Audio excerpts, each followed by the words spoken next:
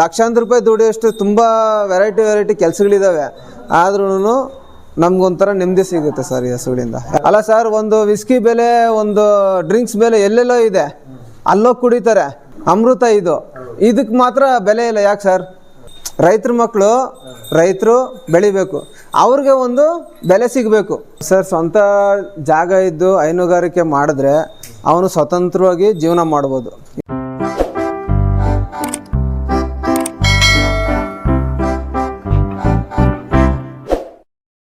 Sir ನಮಸ್ಕಾರ.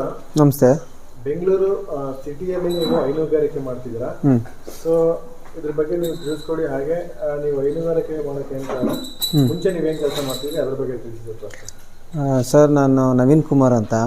ನಂದು ಸ್ವಂತ ಊರು ಇದೆ ಬೇಗೂರೇ, ಸ್ವಂತ ಜಾಗ ಇದೆ. ನಮ್ಮ ತಂದೆಯವರು ನಮಗೋಸ್ಕರ ಕೊಟ್ಟಿರೋಂಥ ಜಾಗ. ನಾವು ಅದನ್ನು ಕಳೆದಿರ ಅದರಲ್ಲಿ ಏನಾದರೂ ಮಾಡಬೇಕು ಅಂತ ಅಂದ್ಬಿಟ್ಟು ನಾನು ಹೈನುಗಾರಿಕೆ ಸ್ಟಾರ್ಟ್ ಮಾಡಿದ್ದೀನಿ. ನಾನು ಎಚ್ ಎಲ್ಗೆ ಹೋಗ್ತಾಯಿದ್ದೆ. ಎಚ್ ಎಲಲ್ಲಿ ಟೆಂಪ್ರವರಿ ವರ್ಕರಾಗಿ ಕೆಲಸ ಮಾಡ್ತಾಯಿದ್ದೆ. ಸೊ ಅಲ್ಲಿ 10 ಅವರ್ ಸುಮ್ಮನೆ ವೇಸ್ಟ್ ಆಗ್ತಾಯಿತ್ತು. ಸೊ ಅದಕ್ಕೋಸ್ಕರ ನಾನು ಮುಂಚೆಯಿಂದ ನಾವು ಹೈನುಗಾರಿಕೆಯಲ್ಲಿದ್ದರೆ ನಮ್ಮ ತಂದೆ ಕಾಲದಾಗಿಂದ ನಮ್ಮ ತಂದೆಯವರೆಲ್ಲ ಬೆಳೆದಿದ್ದೆಲ್ಲ ಹಸುಗಳು ಹೈನುಗಾರಿಕೆಯಿಂದನೇ ಬೆಳೆದಿದ್ದು. ಸೊ ಅದನ್ನು ನಾವು ಕಂಟಿನ್ಯೂ ಮಾಡೋಣ ಅಂತ ನಾನು ಇದಕ್ಕೆ ಮಾಡ್ತಾಯಿದ್ದೀನಿ ಸರ್. ಫಸ್ಟು ಒಂದು ಎಳೆ ಕರು ಬಂತು ನಮ್ಮ ಮನೆಗೆ. ಸೊ ನಾವಿರೋ ಮನೆಯಲ್ಲೇ ಚಿಕ್ಕದಾಗ ಒಂದು ಶೆಡ್ ಇತ್ತು, ಒಂದು 4 ಹಸು ಕಟ್ಟೋ ಥರ ಶೆಡ್ ಇತ್ತು. ಸೊ ಒಂದು ಹಸು ಆಯಿತು, ಆ ಕರುಗೋಸ್ಕರ ಒಂದು ಹಸು ತಗೊಂಡೆ, ಕರು ಮೇಯ್ಸೋದಕ್ಕೋಸ್ಕರ ಒಂದು ಹಸು ತಗೊಂಡೆ. ಹಂಗೆ ಮತ್ತೆ ಇನ್ನೊಂದು 2 ಹಸು 3 ಹಸು ತಗೊಂಡ್ಮೇಲೆ ತಗೊಂಡು ನಾನು ಕೆಲ್ಸಕ್ಕೆ ಹೋಗ್ತಾಯಿದ್ದೆ. ಅವಾಗ 4-5 ಹಸುಗಳು ತಗೊಂಡು ನಾನು ಕೆಲ್ಸಕ್ಕೆ ಹೋಗ್ತಾಯಿದ್ದೆ. ಕೆಲಸ ಮತ್ತು ಹೈನುಗಾರಿಕೆ 2 ಒಟ್ಟಿಗೆ ಮಾಡ್ತಾಯಿದ್ದೆ. ಸೊ ಇದನ್ನೇ ದೊಡ್ಡದಾಗಿ ಮಾಡೋಣ ಅಂತ ಹೇಳ್ಬಿಟ್ಟು ಬ್ಯಾಂಕ್ ಲೋನ್ಗೆ ಅಪ್ರೋಚ್ ಮಾಡಿ ಡೈರಿ ಕಡೆಯಿಂದ ಬ್ಯಾಂಕ್ ಲೋನ್ ಮಾಡಿಸ್ಕೊಂಡು ನಾನೀಗ ಎಲ್ಲ ಹೊಸ್ದಾಗಿ ತೊಗೊಂಬಂದೆ ಸರ್. 6 ಹಸುಗಳು ಹೊಸ್ದಾಗಿ ತೊಗೊಂಬಂದೆ. ಹಳೇದು 6 ಹಸುಗಳಿತ್ತು, ಈಗ 6 ಹಸುಗಳು ಹೊಸ್ದಾಗಿ ತೊಗೊಂಬಂದೆ. ಎಷ್ಟು ವರ್ಷದಿಂದ ಮಾಡ್ತಾ ಇದ್ದೀವಿ ಸರ್? 2 ವರ್ಷದಿಂದ ಮಾಡ್ತಾಯಿದ್ದೀನಿ. ಈಗ 6 ಹಸು ಅಂದರೆ ಎಷ್ಟು ಹಸು ಹಾಲು ಕೊಡ್ತಾ ಇದೆ ನಿಮಗೆ? 6 ಹಸು ಹಾಲು ಕೊಡ್ತಾಯಿದೆ, 6 ಹಸು ಇಲಾಗಿದೆ ಸರ್. ಈಗ ಮೇವೆಲ್ಲ ಹೆಂಗೆ ಮಾಡ್ತೀರಾ ಸರ್? ಸಿಟಿ ಒಳಗೆ ಮೇವೆಲ್ಲ ಸರ್, ಮೇವು ನಾನು ನೇಪಿಯರ್ ಹಾಕ್ಕೊಂಡಿದ್ದೀನಿ, ಮುಸ್ಕಿನ ಜೋಳ ಬೆಳಿತೀನಿ, 2 ಮೇಂಟೈನ್, ರಾಗಿ ಹುಲ್ಲಿದೆ, ಎಲ್ಲ 3 ಮೇಂಟೈನ್ ಮಾಡ್ತಾಯಿದ್ದೀನಿ. ಮತ್ತು ಇದು ಶೆಡ್ ಎಲ್ಲ ಎಷ್ಟು ಚೆನ್ನಾಗಿ ಮಾಡಿದಾರಲ್ಲ, ಶೆಡ್ಡಿಗೆಲ್ಲ ಎಷ್ಟಾಯಿತು? ಮತ್ತು ಏನಾದರೂ ಗೌರ್ಮೆಂಟ್ ಕಡೆಯಿಂದ ಇಲ್ಲ ಡೈರಿ ಕಡೆಯಿಂದ ಸಬ್ಸಿಡಿ? ಸರ್, ಇದು ನಮ್ಮದು ಬೆಂಗಳೂರು BBMP ಲಿಮಿಟ್ ಇರೋದ್ರಿಂದ ನಮಗೆ ರೈತರಿಗೂ ಅಂತ ಅಂದ್ಬಿಟ್ಟು ಏನೂ ಸಬ್ಸಿಡಿ ಫೆಸಿಲಿಟಿ ಇಲ್ಲ. ರೈತರಿಗೆ ಅಂತ ಸಬ್ಸಿಡಿ ಫೆಸಿಲಿಟಿ ಇಲ್ಲ BBMP ಲಿಮಿಟಲ್ಲಿ. ಯಾವುದೋ ಕೆಲವೊಂದು ಇದಾವಂತೆ, ಅವೆಲ್ಲ ನಮ್ಗೆ ಗೊತ್ತಿಲ್ಲ ಅದು. ಸೊ ನಾವು ಸ್ವಂತ ದುಡ್ಡು ಹಾಕಿ ನಾನು ಒಂದು ಶೆಡ್ಡು ನಿರ್ಮಾಣ ಮಾಡಿದೆ. ಅದಕ್ಕೆ ನನಗೆ ಹೆಚ್ಚು ಕಮ್ಮಿ ಒಂದು 7-8 ಲಕ್ಷ ಖರ್ಚಾಯಿತು. 7ರಿಂದ 8 ಲಕ್ಷ ಖರ್ಚಾಯಿತು. ಇನ್ನೂ ಕೆಲವೊಂದು ಸಣ್ಣ ಪುಟ್ಟ ಕೆಲಸಗಳಿದ್ದಾವೆ. ನಮಗೆ ಇದು ಮನಿ ಪ್ರಾಬ್ಲಮ್ ಇರೋದ್ರಿಂದ ನಾವು ಹಂತವಾಗಿ ನಾನು ಮಾಡ್ಕೊತಾ ಇದ್ದೀನಿ. ಟೋಟಲ್ 12 ಹಸು ಅಂತ ಹೇಳಿದ್ರಲ್ಲ, 12 ಹಸುಕ್ಕೆ ಎಷ್ಟು ಇನ್ವೆಸ್ಟ್ಮೆಂಟ್ ಮಾಡಿದ್ದೀರಾ ಸರ್? ಒಂದು ಹಸು 1 ಲಕ್ಷ, 1.25 ಲಕ್ಷ, 1,60,000, 70,000 ಈ ಥರ ಎಲ್ಲ ಅದು ಹಾಲ್ ಮೇಲೆ ಡಿಪೆಂಡ್ ಸರ್. ಅದು ನಮ್ಗೆ ಒಳ್ಳೆ ಹಸು ಚೆನ್ನಾಗಿ ಬೇಕು ಅಂದರೆ ನಿಮ್ಮ 1 ಲಕ್ಷ ಮೇಲೆ ಕೊಟ್ರೆ ನಮಗೆ ಒಳ್ಳೆ ಹಸು ಸಿಗೋದು. ಈಗ ದಿನನಿತ್ಯ ಯಾವ ಥರ ಕೆಲಸ ಇರುತ್ತೆ ಸರ್? 4 ಗಂಟೆಗೆ ಹೇಳ್ತೀರಿ, ಎದ್ದು ಫಸ್ಟು ಸಗಣಿ ಎಲ್ಲ ಇಟ್ಟು, ಬೂಸ ಇಟ್ಟು, ಸಗಣಿ ಎತ್ತಿ ವಾಶ್ ಮಾಡಿ, ಆಮೇಲೆ 6:15 ಡೈರಿಗೆ ತಗೊಂಡು ಹೋಗ್ತೀನಿ. ಹೈನುಗಾರಿಕೆಯಲ್ಲಿ ಸುಮ್ಮನೆ ಎಲ್ಲೋ ಹೋಗಿ ನಾವು 20,000 ದುಡ್ದು ಅವ್ರ ಹತ್ರ ಬಯಸ್ಕೊಂಡು ಬೆಳಗ್ಗೆಯಿಂದ ಸಂಜೆವರೆಗೂ ಅಲ್ಲಿದ್ದು 10 ಅವರ್ ಇರ್ತೀರಿ ನಾವು ಅಲ್ಲಿ. 10 ಅವರ್ ನಾವು ಮನೆಯಿಂದ ಹೊರಗಡೆ ಇರ್ತೀರಿ. ಇದು ನಮ್ಮದು ಸ್ವಂತ ಕೆಲಸ. ಇದು ಆರಾಮಾಗಿ ಬೆಳಗ್ಗೆ ಒಂದು 3 ಅವರು, ಸಂಜೆ ಒಂದು 3 ಅವರು ಕೆಲಸ ಮಾಡಿದ್ರೆ ಮಿಕ್ಕಿ ಟೈಮ್ ನಾವು ರೆಸ್ಟ್ ತೊಗೊಬೋದು. ಮನೆಗಳವ್ರ ಜೊತೆ ಇರ್ತೀರಿ, ಸುಮ್ಮನೆ ಅಲ್ಲಿ ಹೋಗೋ ಇದಿರಲ್ಲ. ಒಂದು ಜವಾಬ್ದಾರಿ ಇರುತ್ತೆ. ಈ ಟೈಮ್ಗೆ ಮನೆಗಿರಬೇಕು ಅನ್ನೋದು ಒಂದು ಜವಾಬ್ದಾರಿ ಇರುತ್ತೆ ಸರ್. ಒಂದು ಹಸು 12 ಲೀಟ್ರ್ ಕೊಡುತ್ತೆ, ಒಂದು ಹಸು 10 ಲೀಟ್ರ್ ಕೊಡುತ್ತೆ, ಒಂದು ಹಸು 7 ಲೀಟ್ರ್ ಕೊಡುತ್ತೆ. ಈ ಸ್ವಲ್ಪ ಫಲ ಆಗಿದಾವಲ್ಲ ಅವೆಲ್ಲ 3 ಲೀಟ್ರು 4 ಲೀಟ್ರು ಈ ಥರ ಕೊಡ್ತವೆ. ಒಂದು ಆವ್ರೇಜ್ ಆಗಿ ದಿನಕ್ಕೆ ಒಂದು 100 ಲೀಟ್ರು 110 ಲೀಟ್ರು ಹೋಗುತ್ತೆ ಸರ್ ಡೈರಿ. ಹಾಂ, 2 ಟೈಮು ಸೇರಿ. ಹೈನುಗಾರಿಕೆ ಮಾಡೋದ್ರಿಂದ ನೀವು ಲಾಭ ನೋಡ್ತಿದ್ರೆ ಹೆಂಗೆ? ಸೊ ಇನ್ನೊಂದು ನಮ್ಗೆ ಲಾಭಕ್ಕಿಂತ ಹೆಚ್ಚಾಗಿ ನಮಗೆ ಹಸುಗಳು ಮೇಯಿಸೋದ್ರಿಂದ ಒಂದು ಜೀವನ ನಡೀತಾ ಇದೆ. ಈಗ ನಾವು ಸಂಪಾದನೆ ಮಾಡಿದ್ರೆ ಕೆಲ್ಸಕ್ಕೆ ಹೋದ್ರೂ ನಮ್ಮ ಜೀವನಕ್ಕೋಸ್ಕರ ಮಾಡೋದು, ಇದೇ ನಮ್ಮ ಜೀವನ ನಡೆಸ್ತಾ ಇದೆ. ಒಟ್ಟಿನಲ್ಲಿ ಕೆಲ್ಸಕ್ಕೆ ಹೋಗೋಕ್ಕಿಂತ ಹಸುಗಳು ಸಾಕಿದ್ರೆ ನಿಮ್ಗೆ ಖುಷಿ ಜಾಸ್ತಿ ಕಾಣುತ್ತೆ. ನಾನು ಸಿಕ್ಕಾಪಟ್ಟೆ ಖುಷಿ ಸರ್. ಇನ್ನೊಂದು ಮೇನ್ ಥಿಂಗ್ ಏನು ಅಂದರೆ, ಕೊರೋನಾ ಬಂದು ನನಗೆ ತುಂಬ ಸಿವಿಯರ್ ಆಗಿದೆ. ಸಿವಿಯರ್ ಆದಮೇಲೆ ಬಂದಮೇಲೆ ನನಗೆ ತುಂಬ ಸೈಡ್ ಎಫೆಕ್ಟ್ಸು ತುಂಬ ಆಯಿತು. ಸೊ ನಾನು ಹೈನುಗಾರಿಕೆ ಮಾಡೋದ್ರಿಂದ ನನಗೆ ಅದೆಲ್ಲ ಇದಾಯ್ತು ಸರ್, ಕ್ಲಿಯರ್ ಆಯಿತು. ನನಗೆ ಏನು ಪ್ರಾಬ್ಲಮ್ ಇದ್ದರೆ ನಾರ್ಮಲ್ ಮನುಷ್ಯನಾಗೆ ನಾನು ಇದ್ದೀನಿ. ಮುಂಚೆ ತುಂಬ ಸಫರ್ ಪಡ್ತಾಯಿದ್ದೆ, ಕೈ ನೋವು, ತಲೆನೋವು, ಮಂಡಿ ನೋವು ಅಂತ. ಈಗ ಅವೆಲ್ಲ ಏನಿಲ್ಲ ಸರ್, ಆರಾಮಾಗಿದ್ದೀನಿ. ಮೇನ್ ನನ್ನ ಆರೋಗ್ಯ ಚೆನ್ನಾಗಿದೆ, ನನ್ನ ಜೀವನ ನಡ್ಕೊಂಡು ಹೋಗ್ತಾಯಿದ್ದೆ. ನನಗೆ ಅಂತ, ನಮ್ಮ ಮನೆಯವ್ರಿಗೆ, ನನಗೆ ಅಂತ ಒಂದು ಕೆಲಸ ಇದೆ, ಒಂದು ಜವಾಬ್ದಾರಿ ಇದೆ. ಹಸುಗಳಿದೆಯಲ್ಲ, ಮೇವೆಲ್ಲ ಯಾವ ಥರ ಕಟ್ ಮಾಡಾಕ್ತೀರಾ ಹೇಗೆ? ಸರ್, ಚಾಪ್ ಕಟ್ರಿದೆ. ಚಾಪ್ ಕಟ್ರಲ್ಲಿ ನಾವು ಚಿಕ್ಕ ಚಿಕ್ಕದಾಗಿ, ಇವಾಗ ಅದೇ ಥರ ಹಾಕಿದ್ರೆ ಎಲ್ಲ ಕಡ್ಡಿ ಬಿಟ್ಬಿಡುತ್ತೆ, ವೇಸ್ಟ್ ಆಗುತ್ತೆ ಮೇವು, ಮುಕ್ಕಾಲು ಭಾಗ ವೇಸ್ಟ್ ಆಗಿಬಿಡುತ್ತೆ. ಈಗ ನಮ್ಮದು ಚಾಪ್ ಕಟ್ರಿದೆ, ಒಂದೊಂದು ಇಂಚು ಕಟ್ಟಾಗುತ್ತೆ, ಕ್ಲೀನಾಗಿ ನೋಡಿ ಒಂದು ಕಡ್ಡಿ ಬಿಡದಿರೋ ತಿಂತವೆ, ಎಲ್ಲ ನೀಟಾಗಿ ತಿಂತವೆ. ಒಂದು ಟೈಮು ಜೋಳ ಕೊಡ್ತೀನಿ, ಒಂದು ಟೈಮು ನೇಪಿಯರ್ ಕೊಡ್ತೀನಿ, ಒಂದು ಟೈಮು ರಾಗಿ ಹುಲ್ಲು ಕೊಡ್ತೀನಿ.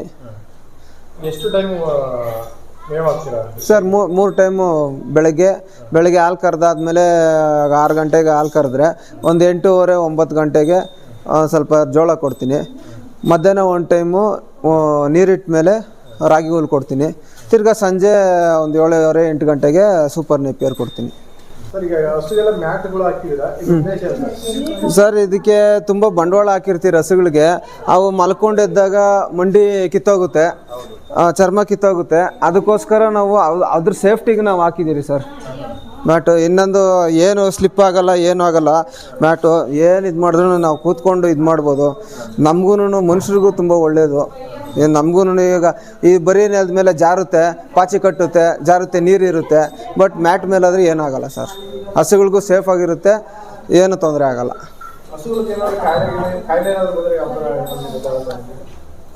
ಸರ್, ಬಂದರೆ ಮೇನ್ ಏನು ಬರುತ್ತೆ ಅಂದರೆ ಕೆಚ್ಚಲು ಬಾವು ಬರುತ್ತೆ, ಜ್ವರ ಬರುತ್ತೆ. ಸರ್, ಕೆಚ್ಚಲು ಬಾವು ಈ ಸರಿಯಾಗಿ ವಾಶ್ ಮಾಡಿಲ್ಲ ಅಂದರೆ ಈ ಮ್ಯಾಟ್ ಮೇಲಿರೋ ಇನ್ಫೆಕ್ಷನು ಅವು ಹಾಲು ಕರೆದ ತಕ್ಷಣ ಮಲಗಿಬಿಡ್ತವೆ. ಹಾಲು ಕರೆದ ತಕ್ಷಣ ಮಲಗಕ್ಕೆ ಬಿಡಬಾರ್ದು. ಆವಾಗ ಅದು ಇನ್ಫೆಕ್ಷನ್ ಹೋಗ್ಬಿಡುತ್ತೆ, ಬ್ಯಾಕ್ಟೀರಿಯಾಗಳು ಒಳಗಡೆ ಹೋಗುತ್ತೆ, ಆವಾಗ ಕೆಚ್ಚಲು ಬಾವು ಆಗುತ್ತೆ. ಒಂದು. ಎರಡನೇದು ಏನಂದರೆ ಅವಕ್ಕೆ ಅಸಿಡಿಟಿ ಆದರೆ ಕೆಚ್ಚಲು ಬಾವು ಆಗುತ್ತೆ, ಅದು ಒಂದು ತಿಂಗು. ಮೂರನೇ ತಿಂಗ್ ಏನಂದರೆ ನಾವು ಸರಿಯಾಗಿ ಹಾಲು ಕರೀತಾ ಇದ್ದರೆ ಕೆಚ್ಚಲು ಬಾವು ಆಗುತ್ತೆ. ಅದು ಬಿಟ್ಟರೆ ಬೇರೆ ಜ್ವರ ಬರುತ್ತೆ. ಜ್ವರ ಬಂದರೆ ಇಲ್ಲೇ ನಮ್ಮ ಡಾಕ್ಟ್ರ್ ಒಬ್ರು ಬರ್ತಾರೆ, ಇಲ್ಲಿಗೆ ಬರ್ತಾರೆ. ಅವ್ರು ಬಂದು ಟ್ರೀಟ್ಮೆಂಟ್ ಮಾಡಿ ಹೋಗ್ತಾರೆ.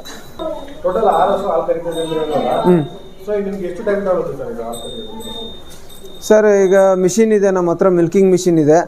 ಈಗ 6 ಹಸುಗಳಿಂದನೂ ನನಗೊಂದು ½ ಆನ್ ಅವರಲ್ಲಿ ಕರಿತೀನಿ ಸರ್.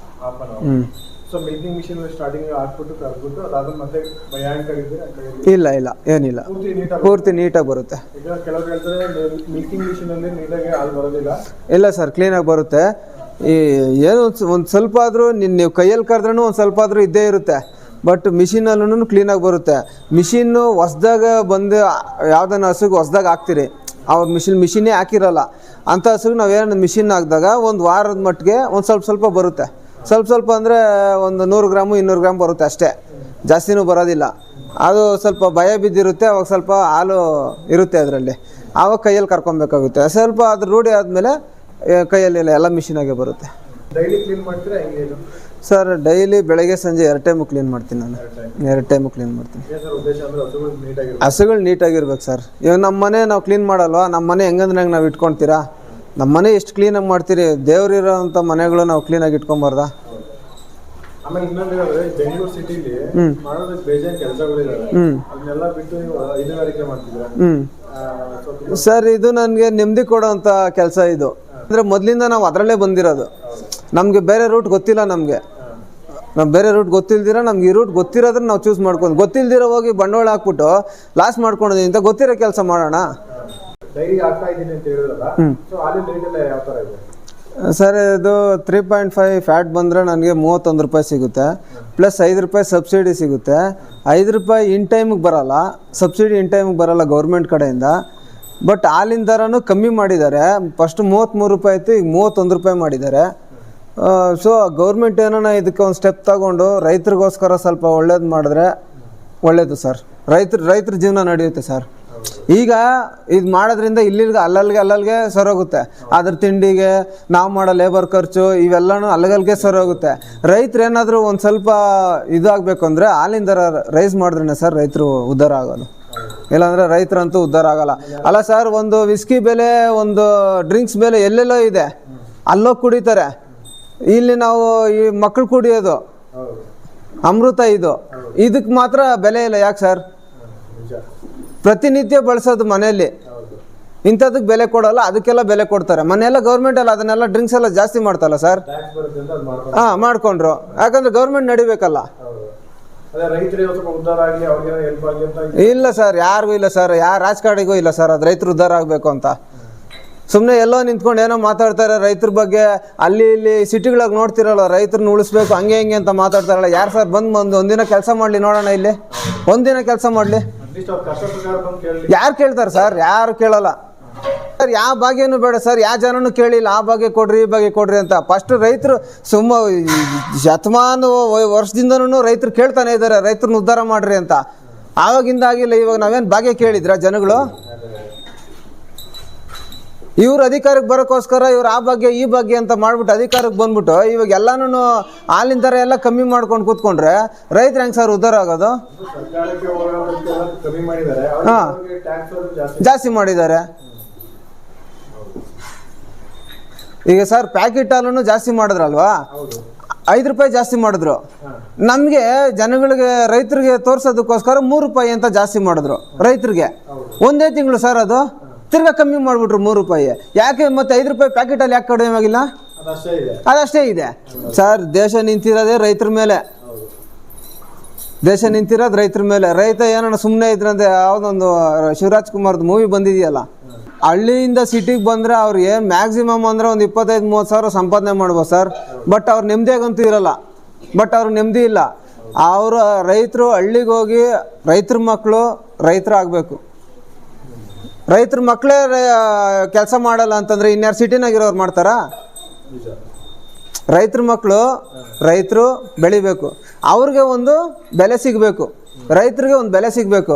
ರೈತರಿಗೆ ಬೆಲೆ ಸಿಕ್ಕಿದ್ರೆ ಅಲ್ಲಿಂದ ಹಳ್ಳಿ ಕಡೆಯಿಂದ ಬರೋ ವಲಸೆ ಎಲ್ಲನೂ ನಿಲ್ಲುತ್ತೆ. ತುಂಬ ಇದೆ ಸರ್, ತುಂಬ ಇದೆ. ಹೈನುಗಾರಿಕೆ ಅಂತಲೇ ಇಲ್ಲ, ತುಂಬ ಕೆಲಸ ಇದೆ. ರೈತರು ಮಾಡೋ ಕೆಲಸ ತುಂಬ ಇದೆ. ಗಾರ್ಮೆಂಟ್ಸ್ಗಳು, ಸೆಕ್ಯೂರಿಟಿ ಕೆಲಸಗಳಿಗೆ ಬರ್ತಾರೆ. ಯಾಕೆ ಸರ್? ಈಗ ಹಳ್ಳಿ ಅಂದಮೇಲೆ ಇವಾಗ ಅವ್ರು ಹಳ್ಳಿನಾಗಿದ್ಮೇಲೆ ಮಿನಿಮಮ್ ಅಂದ್ರೂ ಒಂದು 1 ಎಕರೆ 2 ಎಕರೆ ಜಾಗ ಇರಲ್ಲ ಸರ್ ಅವ್ರಿಗೆ ಹಳ್ಳಿನಲ್ಲಿ. ಮಾಡ್ಬೋದಲ್ಲ ಸರ್? ಹೈನುಗಾರಿಕೆ ಅಂತಲೇ ಇಲ್ಲ, ಕುರಿಗಳು ಮಾಡ್ಬೋದಲ್ವಾ? ನಿಮ್ಮ ಅಪ್ಪ ಅಮ್ಮ ವಯಸ್ಸಾಗಿರೋರು ನೋಡ್ತಾವ್ರಲ್ಲ, ಅಲ್ಲಿ ವ್ಯವಸಾಯ ಮಾಡ್ತಾ ಇದ್ದಾರಲ್ಲ, ಆ ಜಾಗಕ್ಕೆ ನೀವು ಹೋಗಿ ಅವ್ರನ್ನ ಆರಾಮಾಗಿರಕ್ಕೆ ಬಿಡಿ. ಅವ್ರು ಚಿಕ್ಕ ಹುಡುಗರಿಗಿಂದನೂ ದುಡಿತಾ ಇದ್ದಾರೆ, ಇವಾಗಲೂ ದುಡಿಬೇಕು ಅವರು.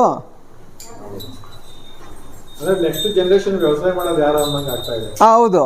ಹಿಂಗೆ ಹೋದರೆ ಆಮೇಲೆ ಫೋಟೋದಲ್ಲಿ ನೋಡ್ಬೇಕಷ್ಟೇ ವ್ಯವಸಾಯ ಮಾಡೋರನ್ನ. ಆಮೇಲೆ ಏನು ತಿಂತೀರಾ? ಈಗೆಲ್ಲ ಬರ್ತಾ ಇದೆಯಲ್ಲ, ಏನೋ ಪ್ಲಾಸ್ಟಿಕ್ ಅಕ್ಕಿ, ಕೆಮಿಕಲ್ ಸಕ್ಕರೆ ಇವೆಲ್ಲ ಬರ್ತಾ ಇದ್ದಾರ. ನೆಕ್ಸ್ಟ್ ಅದೇ ಜೀವನ. ಸರ್, ಸ್ವಂತ ಜಾಗ ಇದ್ದು ಹೈನುಗಾರಿಕೆ ಮಾಡಿದ್ರೆ ಅವನು ಸ್ವತಂತ್ರವಾಗಿ ಜೀವನ ಮಾಡ್ಬೋದು. ಇನ್ನೊಬ್ರು ಕೈ ಕೆಳಗಡೆ ಕೆಲಸ ಮಾಡ್ದಿರಾ ಇನ್ನೊಬ್ರ ಹತ್ರ ಟೈಮ್ ಕರೆಕ್ಟಾಗಿ ಹೋಗಬೇಕು, ಅಲ್ಲಿ ಪಂಚ್ ಮಾಡಬೇಕು, ಅವ್ರ ಹತ್ರ ಬೈಸ್ಕೊಬೇಕು, ಇದೆಲ್ಲ ಮಾಡಿದಿರ ನಮ್ಮದು ಸ್ವಂತ ಜಾಗ ಇದ್ದರೆ ನಾವು ಜೀವನ ಮಾಡ್ಬೋದು ಸರ್. ಐನೇನ್ ಥಿಂಗ್ ಆರೋಗ್ಯ ಇರುತ್ತೆ ಸರ್. ಎಷ್ಟು ಒಳ್ಳೇದು ಗೊತ್ತಾ? ಸಗಣಿ ಇದು ಗಂಜಲ ಇದ್ರಾಗೆಲ್ಲ ನಾವು ಕೆಲಸ ಮಾಡ್ಕೊಂಡ್ರೆ ಎಷ್ಟು ಆರೋಗ್ಯ ಇರುತ್ತೆ ಗೊತ್ತಾ? ಓಕೆ ಸರ್, ಒಳ್ಳೊಳ್ಳೆ ವಿಷಯ ತಿಳಿಸ್ಕೊಟ್ರೆ ತುಂಬ ಧನ್ಯವಾದ. Thank you sir.